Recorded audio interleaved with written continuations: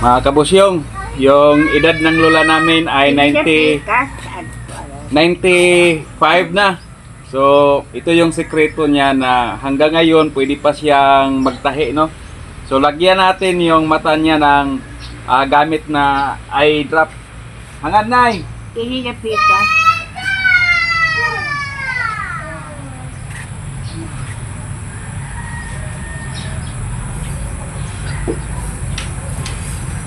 Yako, Nay, yaon? Betro. Ay, Kasi namumula yung mata ng lola namin. Sa daming mga eye drop ngayon, dito talaga sila tiwala dahil subok at lagi na nilang nararamdaman ang ginhawa. Alam ninyo, wala talagang katarata na tumubo sa mga mata ng lolo't lola namin dahil ay nalagaan nila, ay hindi sila nagtitipid sa panahon na mayroon silang pira galing sa kanilang nakukuha galing sa ating pamahalaan, no?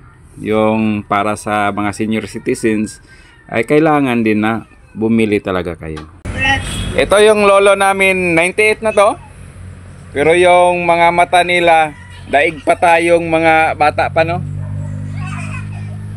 So, ito yung sekreto ng lolo na ginagamit nila sa matagal ng panahon.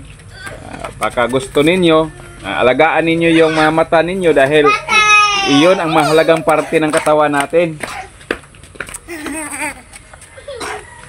Lolo namin gwapo, oh. Hangad, hangad tayo, hangad. Hangad lang.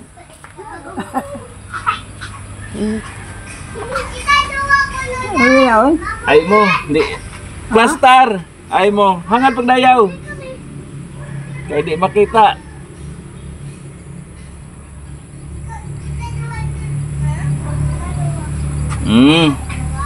Nga isa. Para mawala yung mga alikabok sa mata natin. Yan.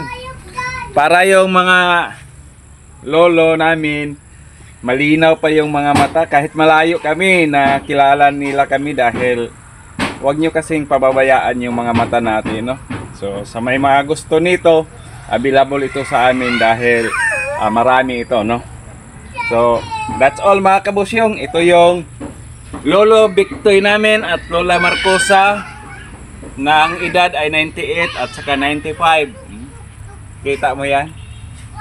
So, that's all.